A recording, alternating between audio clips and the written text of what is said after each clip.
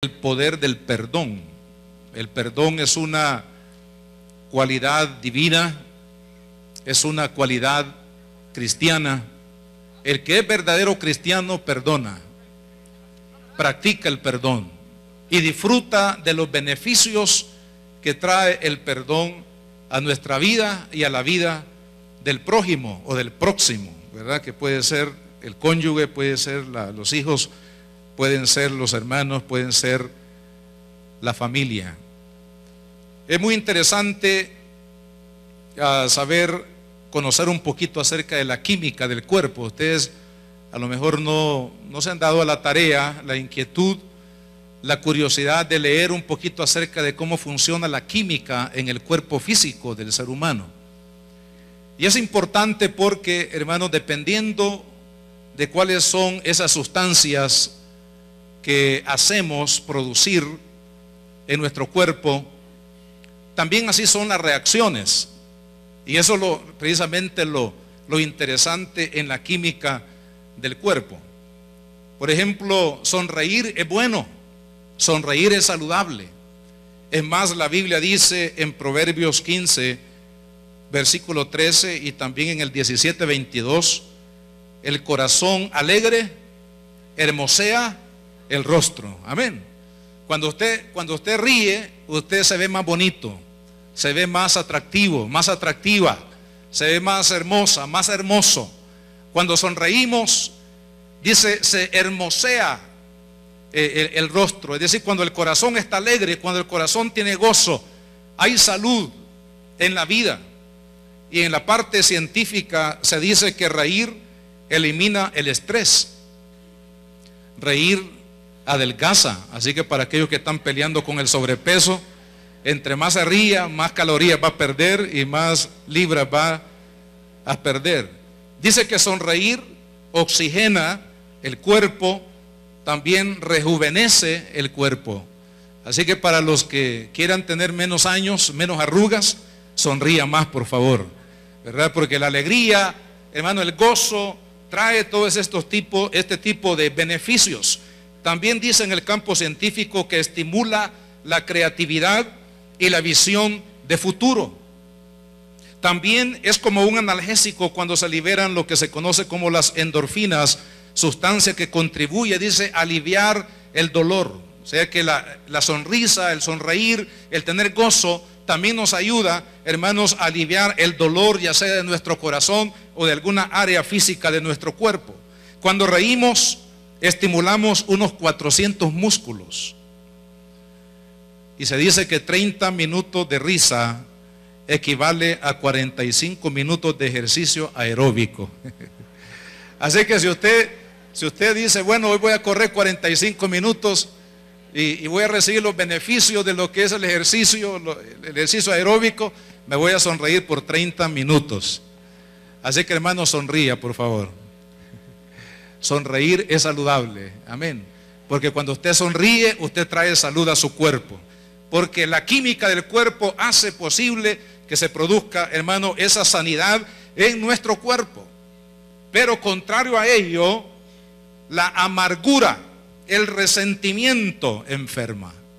Cuando una persona vive resentida, cuando una persona vive amargada en su corazón por cualquier razón que sea, hermanos, la amargura enferma. Es como tomarse un poquito de veneno todos los días y estar dañando y estar destruyendo nuestra alma y nuestro cuerpo y nuestras relaciones interpersonales. Se dice que hay algunas hormonas como la cortisona y la adrenalina, que cuando hay una sobredosis de estas hormonas o estas sustancias en el cuerpo que son desprendidas precisamente por la amargura,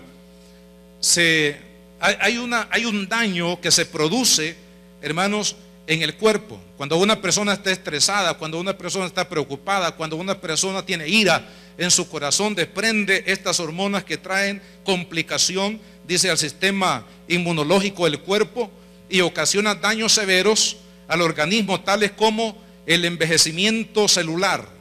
O sea que la persona que vive amargada se hace viejito más rápido, hermano. Algunos han dicho, mire, hermano, usted es muy serio. No, no soy serio, hermano, parezco serio, pero no soy serio realmente. Algunos hermanos nos conocen, contamos chistes y todo eso, así que no crea que el hermano Galán es tan serio como se ve ahí cuando está sentado. Tratamos de ser agradables, tratamos de tener ánimo, de disfrutar del gozo, de la bendición de Dios. ¿Por qué razón? Porque una persona amargada, entristecida y llena, hermanos, de complicación por la amargura, fíjese algunas emociones que están asociadas con la amargura: el rencor, el enojo, el resentimiento y también, hermanos, el tener el ser una persona no grata, no agradable, es decir, que daña incluso las relaciones interpersonales, y eso definitivamente nos enferma. Ahora, ¿qué tenemos que hacer? Entonces, es disfrutar del gozo de Dios, disfrutar de la bendición que hemos recibido de parte del Señor. Y una de las cosas que nos ayudan, hermanos, para vivir este estilo de vida saludable en nuestra alma y que afecta obviamente todo nuestro cuerpo, es practicar el perdón. La actitud de perdonar es, hermanos, vital en la vida cristiana, en la vida de los hijos de Dios. De ahí esta carta que Pablo escribió a Filemón. Fíjese, vamos a leer parte de lo que dice esta carta. En el versículo 4 dice: doy gracias a mi Dios, haciendo siempre memoria de ti en mis oraciones, porque oigo del amor y de la fe que tienes hacia el Señor Jesús y para con todos los santos, para que la participación de tu fe sea eficaz en el conocimiento de todo el bien que está en vosotros por Cristo Jesús. Pues tenemos gran gozo y consolación en tu amor, porque por ti, oh hermano, han sido confortados los corazones de los santos. Por lo cual, aunque tengo mucha libertad en Cristo para mandarte lo que conviene, más bien te ruego por amor, siendo como soy, Pablo, ya anciano y ahora además prisionero de Jesucristo, te ruego por mi hijo Onésimo, a quien engendré en mis prisiones, el cual en otro tiempo te fue inútil, pero ahora a ti y a mí nos es útil, el cual vuelvo a enviarte. Tú pues recíbele como a mí mismo. Yo quisiera retenerle conmigo para que en lugar tuyo me sirviese en mis prisiones por el evangelio, pero nada quise hacer sin tu consentimiento, para que tu favor no fuese como de necesidad, sino voluntario. Porque quizá, fíjese qué interesante, porque quizá para esto se apartó de ti por algún tiempo, para que le recibieses para siempre, no ya como esclavo, sino más que esclavo, como a hermano amado, y mayormente para mí, pero cuanto más para ti, tanto en la carne como en el Señor. Así que, si me tienes por compañero, recíbele como a mí mismo. Y si en algo te dañó o te debe, ponlo a mi cuenta. Qué interesante. Resulta que Filemón era un líder en la iglesia en la ciudad de Colosas. Se cree que Filemón vivió ahí, era de Colosas. Ahí él conoció al Señor. Bueno, según algunos historiadores dicen que él conoció a Cristo bajo el ministerio de Pablo, cuando Pablo ministró en Éfeso. Y ahí este hombre conoció al Señor, y al regresar pues a su ciudad, que era Colosas, ahí él dio su casa y comenzó la iglesia a funcionar, la iglesia cristiana, en la casa de Filemón. Resulta que Filemón era un hombre, evidentemente se había convertido al Señor. Él era un testimonio de fe, tenía un testimonio de amor a Cristo, y también se testifica que era un hombre que hacía bien a sus hermanos. Es decir, que era un hombre caritativo, un hombre que ayudaba a los hermanos de la iglesia. Era prácticamente líder de la iglesia. Pero hermanos, resulta una situación en la lectura de la carta, que aun cuando Filemón era una persona amorosa, una persona dadivosa, un servidor de la iglesia y de los hermanos de la iglesia, había un problema en su corazón. había algo que le hacía estorbo en su corazón y era un resentimiento. Un resentimiento porque Onésimo, que era siervo de él, de su casa, lo había abandonado y de seguro algún motivo tuvo Onésimo para huir de la presencia de su amo Filemón. De ahí que importante, hermanos, es cuidar esta área de nuestra vida. ¿Sabe por qué? Porque muchas veces nosotros podemos amar al Señor, podemos servir al Señor, podemos servir a los hermanos, e incluso podemos estar haciendo la obra de Dios. A lo mejor usted puede ser un anfitrión, puede ser un líder de un grupo familiar o de un ministerio o estar a cargo de un ministerio, pero eso no significa que su corazón está libre de los resentimientos que se pueden convertir en tremendas amarguras que van a enfermar su alma y van a dañar profundamente su vida y su desarrollo espiritual. De ahí que el propósito de esta carta que Pablo escribe a Filemón es el siguiente.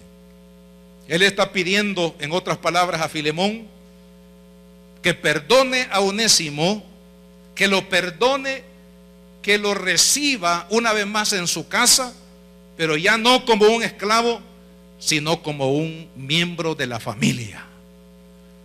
Cuando usted piensa, hermano, en la petición que Pablo le está haciendo a Filemón, perdona a Onésimo, recíbelo en tu casa, pero ya no como un esclavo, sino que ahora recíbelo como un hermano en la fe, como miembro de la familia de Dios y de tu propia familia. Hermanos, para que esto fuera posible, Filemón tenía que usar una llave poderosa, una llave que abre el panorama para la restauración de la vida de todo ser humano que ha estado esclavizado por la amargura, por el rencor o el resentimiento. Y esa es la llave del perdón. Realmente el evangelio, el mensaje del evangelio de Jesucristo es precisamente eso. Dios llamando a los hombres al reconcilio por medio del perdón, por medio de haber pagado, hermano, la cuenta pendiente con Él a través del sacrificio de nuestro amado Señor Jesucristo. El evangelio es eso. El evangelio es un llamado a los hombres a reconciliarse con Dios por medio del amor de Jesucristo que fue derramado en la cruz del Calvario. No se puede entonces amar y recibir a alguien que ha ofendido a una persona si no ocurre el milagro del perdón. El perdón es un milagro, porque uno trata de entenderlo con la lógica y es imposible poder entender lo que el perdón produce y hace y nos lleva a hacer con los demás, especialmente con los que nos han ofendido, sino a través de que un milagro ha ocurrido en nuestra vida. Y la carta de Filemón precisamente nos enseña entonces, y esa es la lección para nosotros hoy, nos enseña a perdonar, nos enseña a vivir ligados como familia de la fe a través del amor perdonador de Cristo. Una iglesia no puede mantenerse en la unidad, una familia no puede mantenerse en la unidad, un ministerio no puede permanecer en unidad, una nación no puede permanecer en unidad a menos que haya la práctica continua de este principio, de esta cualidad tan importante en los seres humanos que es el perdón. Perdonar es como tomar medicina para el cuerpo. Es como tomar vitaminas para el cuerpo.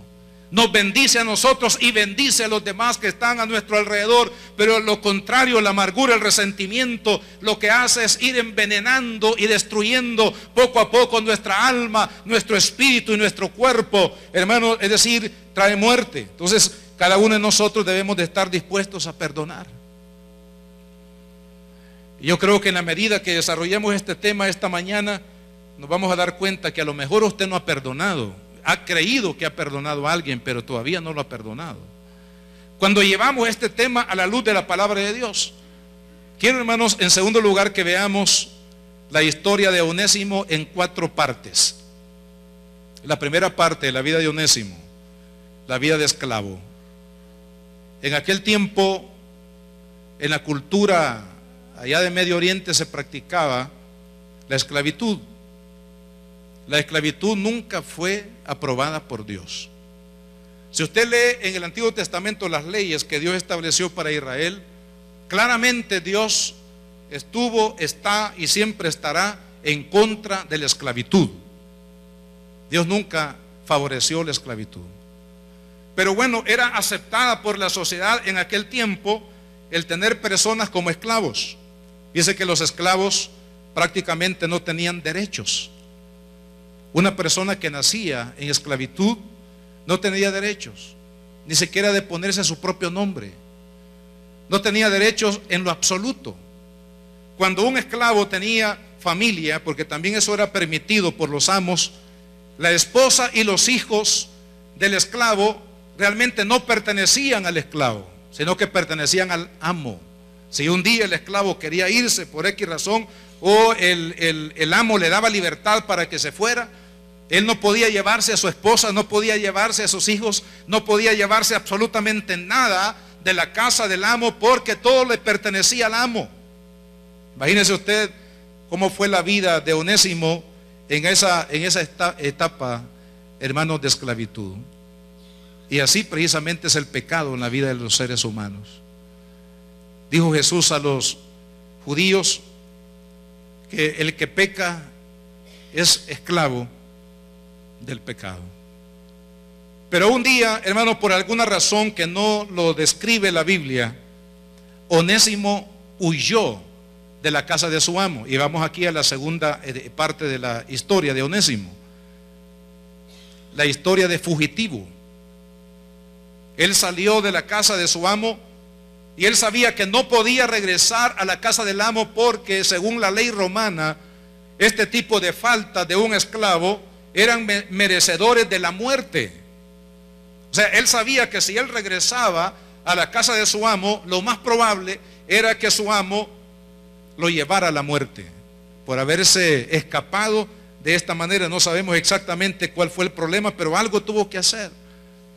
Mire, hermano, el ciclo del fugitivo es este. Mire, se comete falta, la persona huye por las consecuencias de la falta, y definitivamente no se puede librar del resultado, del producto de las faltas cometidas. ¿Cuántas personas huyen porque saben que han hecho algo en su corazón, pero creen que huir es la respuesta, es la solución para los problemas? Este hombre, en vez de enfrentar a su amo en el problema o la falta que él había cometido contra él, lo que hace es huir. Pero huyendo, resulta que huyendo, hermanos, algo hizo también, porque la palabra de Dios dice que Pablo lo conoció en la cárcel. Algunos dicen que le había robado a su amo, le había metido la mano en la gaveta, y esta falta lo hizo huir. Pero en su huida, tratando de encontrar una respuesta, un alivio, una solución a su problema, resulta que se metió otra vez en líos. Porque mire, las personas sin Dios nos metemos en líos, ¿no es cierto? Ah, hermano, usted dirá, usted no sabe los líos en que estoy metido. ¿Sabe por qué está metido en ese lío? Porque usted ha tratado de guiar su vida, de resolver los problemas de su vida a su manera. Y tenemos que aprender que hay una sola forma de resolver los problemas, pequeños o grandes, de nuestra vida, los grandes conflictos de nuestra vida. Hay una sola forma de resolverlos, y eso es a través de la gracia de Dios. De lo contrario es imposible. Nos complicamos la vida día a día cuando queremos resolver. Esa es la buena intención, tratar de resolver el problema, pero el asunto es que no se puede, y lo que hacemos es complicarlo. Así que de esclavo pasó a fugitivo, y de fugitivo, hermanos, pasó a una etapa que yo creo que es la más hermosa de Onésimo, la etapa de la restauración. Yo veo aquí, hermanos, al divino arquitecto armando un plan de salvación maravilloso para cada uno de nosotros. No nos damos cuenta, pero Dios trabaja. Aunque usted, hermano, no lo sabe, aunque usted a lo mejor nunca lo ha pensado, pero Dios trabaja en nuestra vida. Dios ha hecho un plan, y aquí podemos ver un plan maravilloso de restauración sobre Onésimo. ¿Por qué? Porque Dios lo amaba como nos ama a cada uno de nosotros. Y mire, en el camino, Onésimo, huyendo de su amo, cometió alguna falta. Quizás le robó a alguien, no había perdido la práctica. Y lo llevaron a la cárcel. Pero resulta que en la cárcel había un siervo de Dios llamado Pablo. Él estaba preso ahí por la predicación del Evangelio de Jesucristo.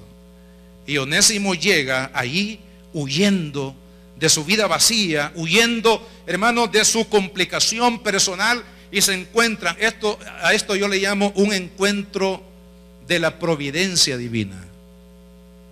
Dios había hecho providencia ya en la vida de Onésimo, porque Dios lo ama, y es una ilustración para cada uno de nosotros. Aunque nosotros querramos huir, hermanos, no podemos huir del amor de Dios. El amor de Dios nos persigue. La gracia de Dios nos persigue. ¿Sabe por qué? Nos persigue el amor de Cristo, porque la salvación no se trata de lo que yo pueda hacer para merecer el favor de Dios, sino se trata de lo que Él ha pensado hacer e hizo a favor de cada uno de nosotros. De tal manera que Dios estaba pensando en Onésimo y lo lleva a la cárcel. Y en la cárcel él se encuentra con Pablo. Y quiero aclarar aquí, hermanos, que cuando la Biblia dice, cuando Pablo dice a quien engendré en mis prisiones, no es que Pablo era un fornicario, por favor. Pablo, su testimonio como apóstol es evidente en la Biblia. Y ha sido evidente por los siglos de la iglesia cristiana. Él se está refiriendo a que cuando Onésimo llegó ahí y lo vio cargado, lo vio, a lo mejor Onésimo le contó toda la historia, le contó todo lo que había en su corazón, todo lo que había provocado, la amargura, el resentimiento de su amo Filemón y todo el odio que él sentía hacia él, porque a lo mejor lo había tratado mal en su vida antes de conocer a Cristo. Es decir, cuando Onésimo le cuenta a Pablo todo, Pablo comienza, hermanos, a través de la palabra del Evangelio de la reconciliación, comienza a llevarlo a que él conozca a Cristo, para que él tenga un encuentro personal con Jesús, con el amor de Dios, que es el que sana, que es el que cura, que es el que restaura el corazón herido de los seres humanos. Es la obra de Jesucristo. Por eso el apóstol Pablo, cuando escribe la segunda carta a los Corintios en el capítulo 5, habla precisamente del amor reconciliador de Dios. Cómo Dios, dice Pablo, reconcilió a los hombres con Él. Lo hizo a través de Jesús, a quien Él hizo pecado, para que a través de esa actitud, hermano, a través de ese milagro que Cristo llevara el pecado de toda la humanidad, usted y yo nos reconciliáramos con Dios. Entonces Pablo, como era un tremendo evangelista, lo llevó a los pies de Cristo. Onésimo recibe a Cristo como Señor y Salvador, que es lo que significa lo engendré en mis prisiones, significa lo llevé a Cristo. Lo llevé a que él conociera y se entregara al Señor Jesucristo. Y ahí comenzó el milagro. ¿Sabe, hermano, que cuando le damos nuestro corazón a Cristo, se abre una oportunidad hermosa, maravillosa, grandiosa, de restaurar la vida en todas las áreas, comenzando con la restauración de nuestra comunión con Dios? Luego viene la restauración de un matrimonio, luego viene la restauración con los hijos, luego viene la restauración a lo mejor con alguna persona al cual usted ha odiado toda la vida, al cual usted ha mantenido a distancia porque le dañó, porque le hirió, porque hizo cualquier cosa. Pero cuando nosotros somos reconciliados con Dios, cuando Jesús, su amor, cubre nuestra vida, cuando Él perdona nuestras iniquidades, cuando Él hace un cambio maravilloso en nuestra vida, se abre también un panorama para restaurar cualquier tipo de relación que haya sido quebrantada en el caminar de la vida. Todos los seres humanos hemos tenido tarde o temprano, de una o en otra dimensión, un problema de relación. Todos hemos sufrido a lo mejor menosprecio, rechazo. Todos hemos sido dañados por alguien que nos hizo o dijo o creyó de nosotros. Pero, amado hermano, Dios no quiere que usted y yo nos quedemos envenenando nuestra alma y muriendo a pausas cada día que pasa, bebiendo de la amargura, del resentimiento, que destruye nuestra vida. No, Dios quiere sanar nuestra vida. Dios quiere sanar restaurar nuestras relaciones. Dios quiere sanar su matrimonio. Dios quiere sanar su corazón de ese odio, de ese rencor que usted siente hacia aquella persona, familiar o no, que le dañó en algún momento determinado. Dios quiere sanar su vida porque Dios lo ama, porque Dios quiere lo mejor para cada uno de nosotros. Entonces Onésimo, hermanos, su corazón fue restaurado cuando él conoció a Cristo, cuando él pudo perdonar, o cuando él fue perdonado por su amo Filemón. Y esto lo lleva a lo que yo le llamo la cuarta área de la vida, o cuarta parte de la vida de Onésimo. Usted recuerda lo que dice Pablo: si Onésimo te fue inútil. Dice que la palabra inutilidad significa no servir para nada. Yo creo que cuando Pablo dice si Onésimo te fue inútil en otro tiempo, significa que a lo mejor la actitud de Filemón hacia Onésimo fue grosera. A lo mejor Filemón fue más allá de lo que es la conducta cristiana. Si él ya había conocido a Cristo cuando Onésimo huyó de la casa. En otras palabras, él había abusado de este esclavo, lo había dañado. No sé qué es lo que pasó, pero Pablo le dice: si este hombre te fue inútil, si tú creías en tiempo pasado que este hombre no servía para nada, y a lo mejor tú lo echaste de tu casa a la calle en tu ira, en tu desesperación, quiero decirte que ahora Onésimo, si antes te fue inútil, ahora te será útil. Esta es la etapa, hermanos, cuando Dios restaura la vida de una persona, lo levanta y le hace ver y hace que esta persona desarrolle el propósito y el plan de Dios para su vida. Eso significa que mientras una persona es esclavo, hermanos, de la amargura, del resentimiento, nunca podrá ver lo grande, el propósito de Dios en su vida. Cuando una persona odia, no puede ver en esa persona a quien odia que es una persona útil, que es una persona que tiene talentos, que es una persona que puede hacer grandes cosas en las manos de Dios, porque su amargura y su resentimiento cegan su entendimiento. Y también para aquel que es esclavo de la amargura, no puede ver la utilidad.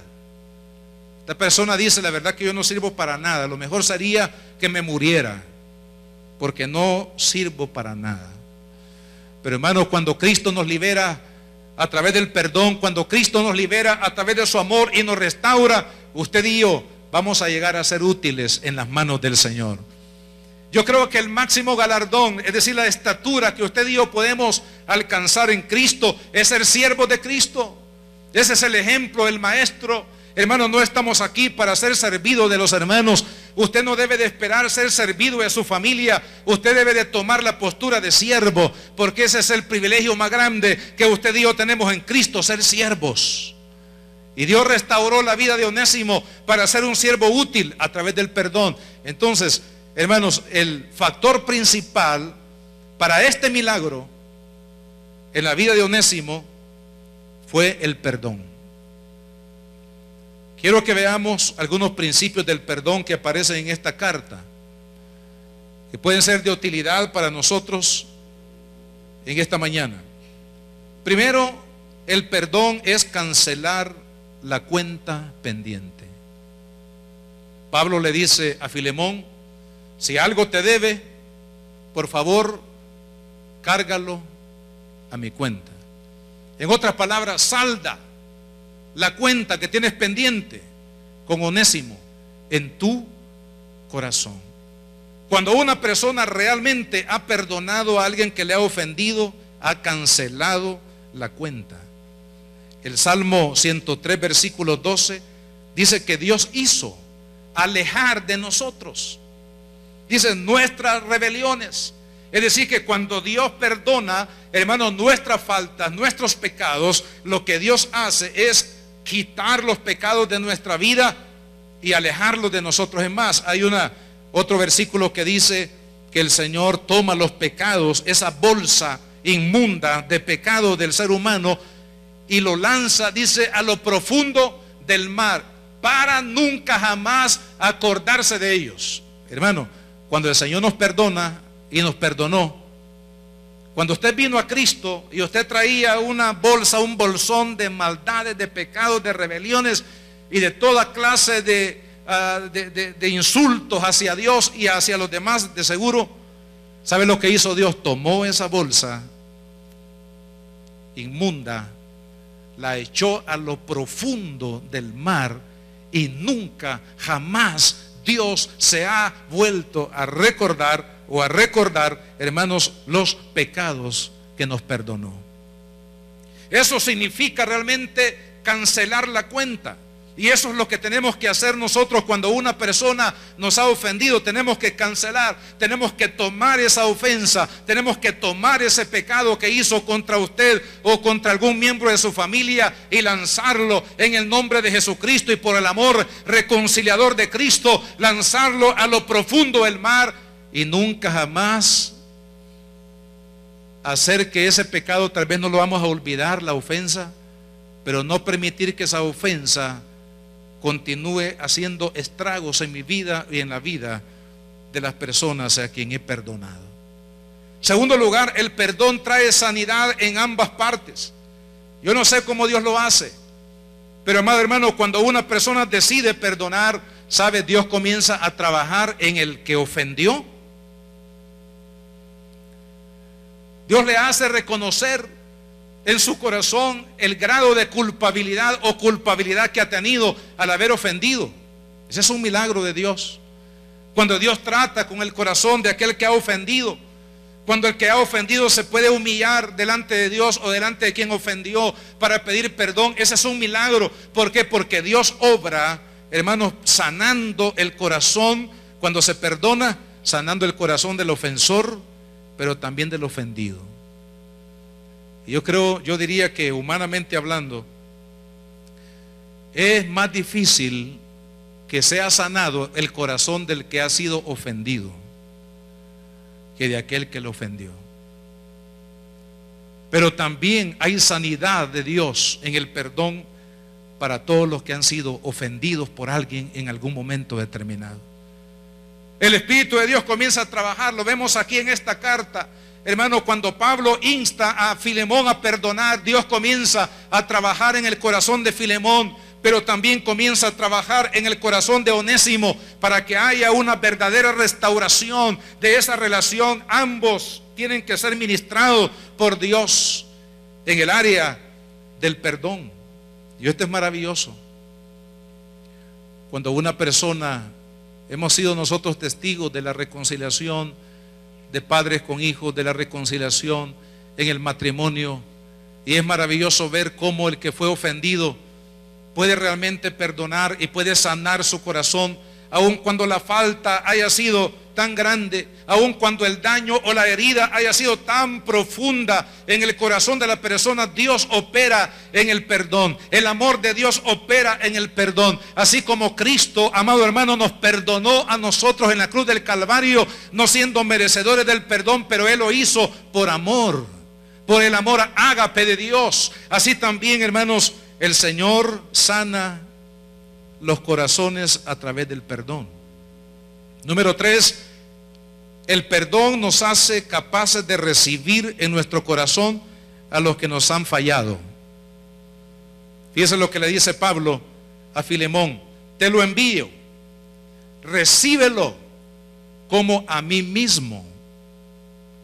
Esa palabra recíbelo tiene una implicación profunda, porque no solamente significa, por favor, ábrele la casa cuando él llegue y dale el cuarto que él tenía o el que tú tengas para él. No se refiere únicamente a abrirle la casa de nuevo, sino a abrirle el corazón. Mire, hermano, hay personas que creen que han perdonado porque le dijeron a la persona: sí, te perdono, pero en su corazón está cerrado hacia esa persona.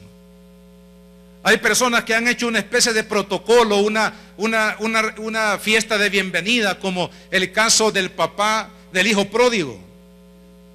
Es decir, en apariencia hemos perdonado, superficialmente hemos perdonado, pero la pregunta es que si esa persona que nos ofendió ha entrado de nuevo en nuestro corazón, si lo hemos recibido, si hemos recibido a esa persona, es decir, si la hemos aceptado en nuestro corazón, si somos capaces de amarla, si somos capaces de bendecirla, si somos capaces de desear lo más grande, lo más bueno de Dios sobre su propia vida, si los hemos recibido. Mire, en el caso del hijo pródigo, fíjese que la fiesta que hizo el papá fue una evidencia externa de algo que había sucedido en el corazón. De muy poco hubiera servido para el hijo pródigo en su restauración si el papá hace una fiesta y mata el buey más gordo y lo viste de seda y le pone nuevo calzado, todo lo que hizo, si en su corazón él no hubiera recibido a su hijo. Entonces cuando Pablo le dice, recíbelo, y recíbelo como que me estuviera recibiendo a mí, le está diciendo, abre tu corazón. No lo recibas únicamente en tu casa. No hagas una cena de bienvenida. Simplemente recíbelo en tu corazón. La pregunta es, si usted y yo hemos perdonado, es porque esa persona ha sido recibida en nuestro corazón. Número 4, el perdón eleva el amor de Dios a su máximo nivel. Pablo le dice a Filemón, recíbelo para siempre. Pero vea, dice, recíbelo ya no como un esclavo, sino que recíbelo como a tu hermano. Hermano, eso definitivamente es el milagro del amor de Dios. Como Filemón bueno, según dicen los historiadores, Filemón era, ven Samuel, aunque Samuel está vestido de corbata y todo, ¿ven? Vamos a decir que Samuel es Onésimo, es un esclavo fugitivo. Pero Pablo le dice, recíbelo para siempre. Ya no lo recibas como un esclavo, sino que ahora recíbelo como a tu hermano en la fe, como parte de tu familia espiritual. ¿Cómo es posible que ese reconcilio, abrazame, no tengas pena, como Filemón recibir a Onésimo como a mi hermano en Cristo? No significa que Onésimo no iba a trabajar con él, ese es otro tema. No significa que Onésimo iba a llegar a hacer lo que quisiera la casa, no. Ya no como esclavo, ahora como mi hermano en Cristo Jesús. Y eso, gracias, solamente lo puede hacer el amor de Dios. Solamente Dios, hermano, el amor de Dios puede romper las barreras económicas, las barreras de estatus social, las barreras de cultura, las barreras de raza, las barreras de lenguas o de idiomas. La barrera, hermano, todo tipo de barreras, solamente el amor de Cristo a través del perdón, hermano, para poder recibir. Mire qué lindo, el amor de Dios, ¿sabe cuándo se expresa de una forma maravillosa el amor de Dios? Cuando perdonamos. Porque usted puede hablar del amor de Dios, así como Filemón, que estaba amando a medio mundo, que servía a todos los hermanos, pero tenía una espina en el corazón. Él no podía amar a aquel que lo había ofendido, llamado Onésimo. Pero Pablo le dice, el amor de Dios en ti va a alcanzar la máxima expresión de lo que es el amor de Dios si tú recibes a Onésimo, ya no como el esclavo, ya no con la cuenta pendiente que él dejó en tus manos, sino que ahora tú lo vas a recibir como tu hermano en Cristo Jesús. Cuando perdonamos nos parecemos a Jesús. Cuando perdonamos somos como Dios. Cuando realmente perdonamos estamos mostrando el verdadero amor de Dios. Cuando vivimos en amargura, en resentimiento, en ira contra aquella persona y deseos de venganza, ese no es el carácter de Dios, no es el carácter de Cristo, sino que es el carácter de usted ya sabe de quién. El perdón lo otorgamos sobre la base de que nosotros hemos sido perdonados por Dios. Pablo le dice a Filemón: recíbelo, por favor, hazme esa gracia, recíbelo. Pero quiero recordarte, le dice Pablo a Filemón, que también tú te me debes. Esa expresión, hermano, de esta carta es muy interesante, porque como Pablo conocía a Filemón, Pablo sabía de dónde venía. A lo mejor Pablo fue el primer consejero cuando Filemón aceptó a Cristo, y él le dijo: Pablo, esto, lo otro, esto es lo que yo he hecho contra Dios. ¿Qué puede hacer con eso? ¿Qué puede hacer con todos los pecados que he cargado en mi vida a través de todos estos años? Y Pablo lo ha de haber llevado a depositarlos en las manos de Cristo por amor, a través de su perdón. Entonces Pablo le dice: tú te me debes. En otras palabras, acuérdate que el Señor a ti te ha perdonado muchas rebeliones, muchos pecados, muchos errores, muchas faltas pequeñas y grandes, superficiales y profundas que tú cometiste contra otras personas. Puede ser con tu familia, puede ser con tu prójimo, puede ser con la persona más cercana a ti que hiciste esto. Acuérdate que Dios te perdonó a ti aquel día cuando tú te arrepentiste de tus pecados. Entonces, sobre esa base, hermano, es decir, que cuando uno recuerda, y parece que el que no perdona tiene amnesia en ese sentido, porque no está recordando de dónde Dios lo sacó. Yo no estoy queriendo, hermano, llevarlo a usted de dónde Dios lo sacó para recordarle lo que usted era o éramos, me incluyo, antes de conocer a Cristo o cuando venimos a los pies de Cristo. No, estoy diciendo que cuando vamos a otorgar el perdón, una cosa que nos puede ayudar, que nos puede fortalecer, que nos puede animar para poderlo hacer por nuestra libertad, por nuestra salud y por la salud de aquellos que nos rodean, acordemos o vengamos a memoria de que un día Cristo nos perdonó a nosotros. Dice la Biblia en Colosenses 3:16: de la manera que Cristo os perdonó, también vosotros debéis perdonar al que te ofende. De la manera que Cristo nos perdonó, también debemos de perdonar a aquellos que nos han ofendido. Número 6, el perdón en esencia es cargar la cuenta pendiente sobre alguien que la pagará. Es decir, que la cuenta pendiente alguien la paga, hermano. La cuenta pendiente no puede ser borrada así por así. Esa cuenta pendiente alguien tiene que pagarla. Y Pablo dice: ponlo a mi cuenta. Yo aplicaría esto, decir: ¿quién es el que le va a pagar a usted la cuenta pendiente de aquel que le ofendió? ¿Quién cree usted que va a pagar la cuenta pendiente en su vida de aquella persona que le dañó, que le insultó, que le robó, que le hizo esto, que le hizo lo otro? ¿Cree usted que eso va a quedar ahí? No, alguien tiene que cargar con esa cuenta pendiente. Y quiero decirle que aquel que cargó con las cuentas pendientes que deben ser pagadas entre la ofensa de los hombres para con Dios y entre los hombres mismos, entre uno y el otro, se llama Jesucristo. La Biblia dice que Él fue hecho pecado. Impresionante cuando vemos en la parte teológica, esto no se puede explicar. ¿Por qué? Porque Cristo, dice la palabra, que fue santo, que nunca pecó, que no hubo pecado en su cuerpo. Pero la Biblia dice que cuando Cristo fue a la cruz, Dios lo hizo pecado. Es decir, Dios cargó el pecado de la humanidad, todas las cuentas pendientes, hermano, suyas y mías, y las cuentas pendientes de aquel que le ofendió a usted, Cristo las llevó. Y si Cristo las pagó, eso quiere decir de que Él va a traer beneficios a su vida. Porque esta es la otra cosa, hermano, linda del perdón, que cuando uno perdona, hermano, se libera una bendición de Dios sobre la cabeza del que perdona. Cosas extraordinarias comienzan a suceder. La vida cristiana comienza a florecer. El gozo cristiano, el amor cristiano comienza realmente a madurar.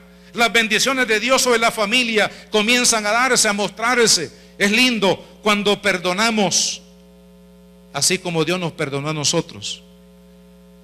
Él pagó nuestra cuenta. Principio número 7, el perdón nos hace ver a las personas ya no como eran, sino como ahora son. Cuando usted realmente perdona, ya no recuerda a la persona que le ofendió como lo que era.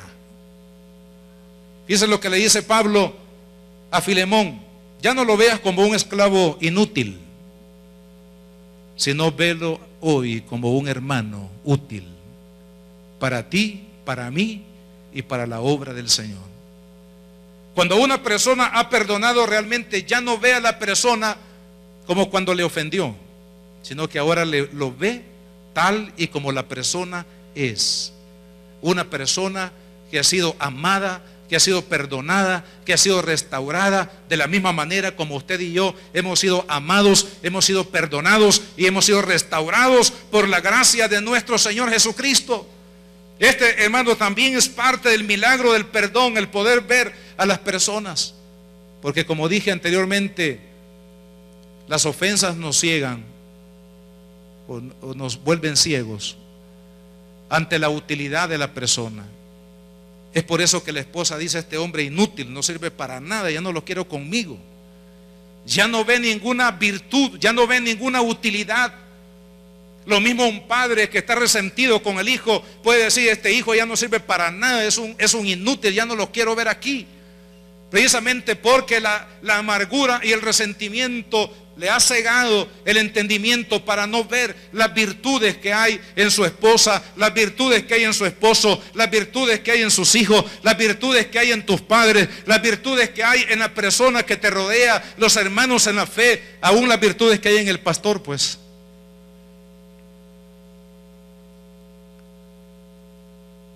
La falta de perdón nos vuelve ciegos.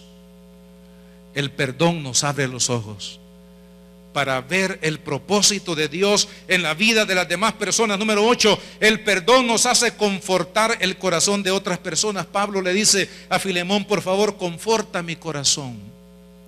El perdón trae, hermanos, confort, el perdón trae alivio, el perdón trae sanidad al corazón de aquellos que sufren por este tipo de relaciones quebrantadas. Y número 9, el perdón nos libera de la carga de la culpa y del acoso de la acusación.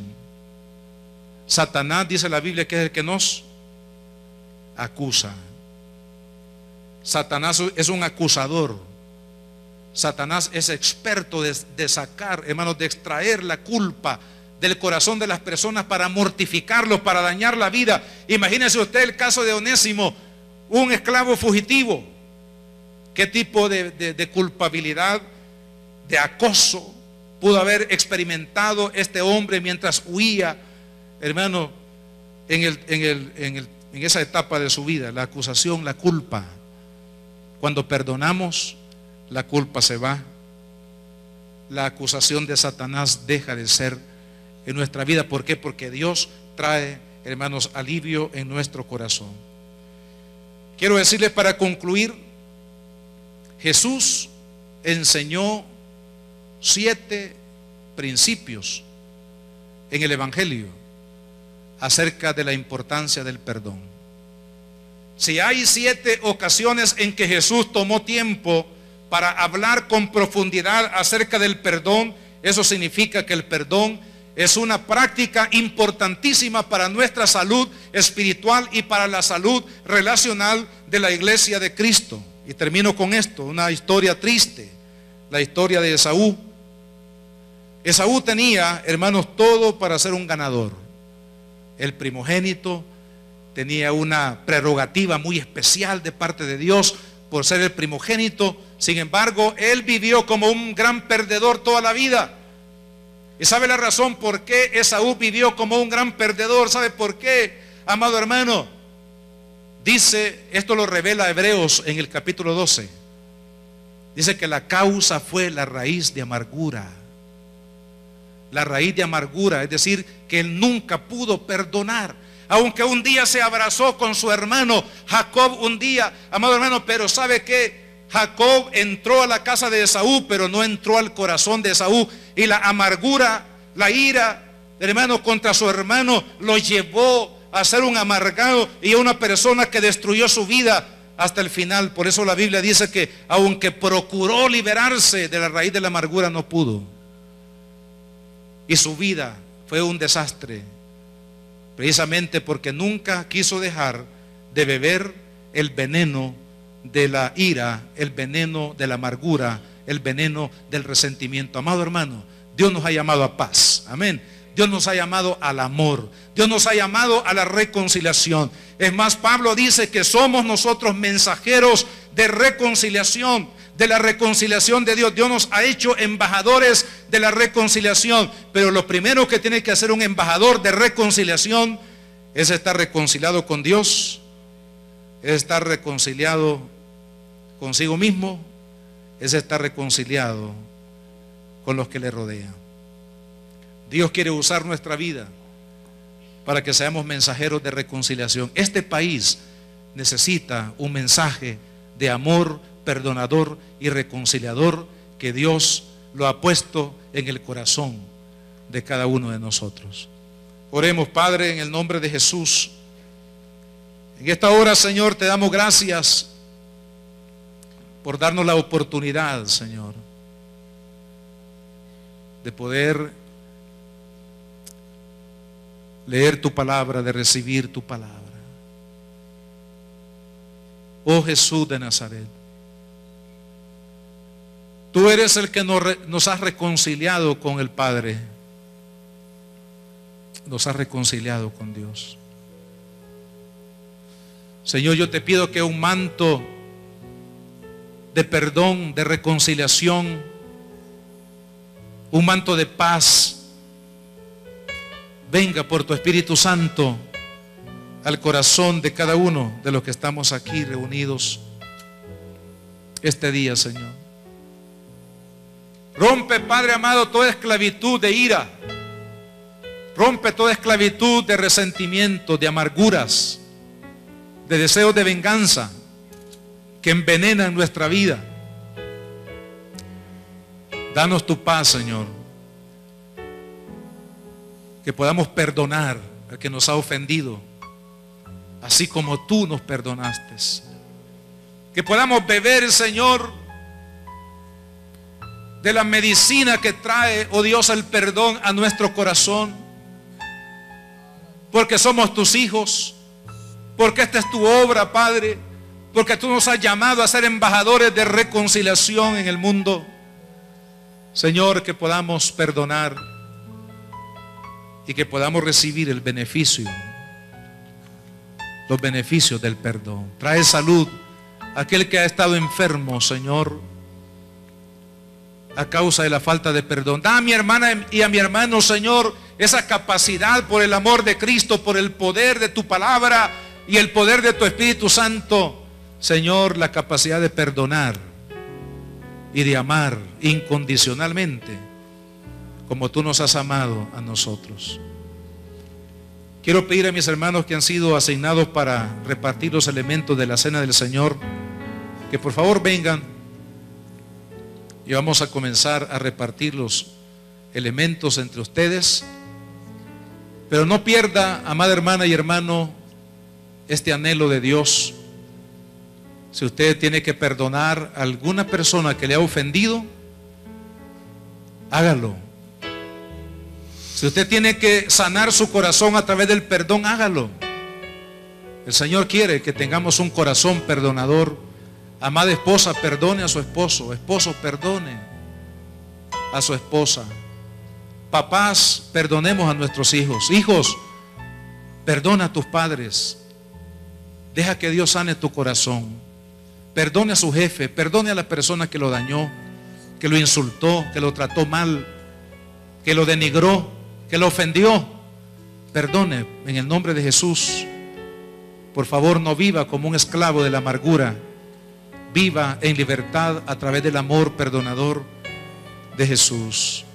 Señor amado, mientras tu pueblo, Señor, recibe, todos recibimos a través de estos elementos, esta comunión, Señor, que nos une a ti a través de tu sangre preciosa que tú derramaste en la cruz del Calvario, Señor. Oh Jesús, limpia de toda amargura, de resentimiento, Señor. Padre, en el nombre de Jesús, yo decido perdonar. Decida hoy perdonar a esa persona Y usted puede mencionar el nombre de esa persona. Señor, perdonar de una vez y para siempre a esta persona que me ofendió, que me hirió, que me dañó, que me ha hecho vivir años de tristeza, de amargura. Señor, hoy decido perdonar a esa persona que me ofendió en el nombre de Jesús. Señor, sana mi corazón y sana el corazón de esa persona a través del perdón. Señor, restaura esas vidas. Señor, sana mi corazón, Padre, de lo que ha causado el haber vivido en resentimientos y en amarguras. Señor, sana mi alma, Padre, que yo pueda recibir al que me ofendió, Señor, como mi hermano, y pueda abrirle mi corazón para que él o ella pueda entrar con libertad a mi corazón en esta mañana, en el nombre de Jesús. Oh Espíritu Santo, haz una obra de reconciliación en esta hora, en esta familia, Señor, en cada uno de nosotros, como iglesia también, Padre. Si hay ofensas entre los hermanos, reconcilia esta iglesia contigo y con cada uno, Señor amado. En el nombre de Jesús, quebrantamos toda amargura, quebrantamos, Señor, todo resentimiento, todo odio, Señor amado, todo orgullo, toda vanidad. Padre, quebrantamos todo aquello que nos desune, Señor, y te pido, oh Dios, que el amor de Cristo nos una, que el perdón de Cristo nos una y nos bendiga, y que podamos amarnos como hermanos, porque eso es lo que tú has hecho en nosotros, hermanos en Cristo Jesús, lavados con la sangre del Cordero de Dios. Bendito Jesús, haz esa obra preciosa, Señor, en la vida de esta iglesia, en la vida de cada uno de tus servidores, en la vida de cada miembro, cada familia aquí representada, Padre. Señor, reconcílianos contigo y con nuestros hermanos. Reconcilia, Señor, a la familia, Padre. Maravilloso Jesús, por tu sangre preciosa que hoy está simbolizada en esta copa, y por ese cuerpo que fue hecho pecado en la cruz, por esa obra de la cruz, Señor, reconcílianos con Dios. Dice la palabra del Señor: porque yo recibí del Señor lo que también os he enseñado, que el Señor Jesús, la noche que fue entregado, tomó pan, y habiendo dado gracias, lo partió y dijo: tomad, comed, esto es mi cuerpo que por vosotros es partido.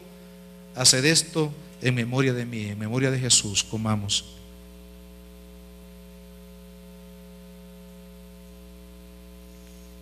Gracias, Señor.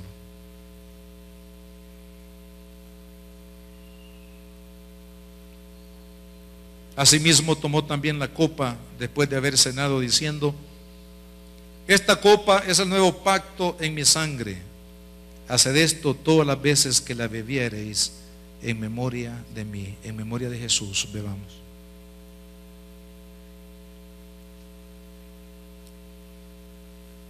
Así pues, todas las veces que comieres este pan y bebieres esta copa, la muerte del Señor anunciáis hasta que Él venga. Pónganse de pie, mis hermanos, y dele gracias a Cristo ahí donde está. Dígale: gracias, Señor, porque tú me reconciliaste con mi Padre. Gracias porque tú has sanado mi corazón. Gracias porque tú has sanado a mi familia, has sanado a tu iglesia a través del amor perdonador, Señor. Padre, gracias te doy, Jesús. Bendigo la vida de cada uno de mis hermanos. Bendigo cada familia aquí representada, Padre. Te pido que tu gracia, tu favor, Señor, comience a fluir en el corazón de todos los que hemos decidido perdonar ahora. Que se abran los cielos, Señor, y que tus bendiciones comiencen a fluir en todos los aspectos de la vida. Señor amado, en el nombre de Jesús, te lo pido y te doy la gracia, Señor. Amén y amén.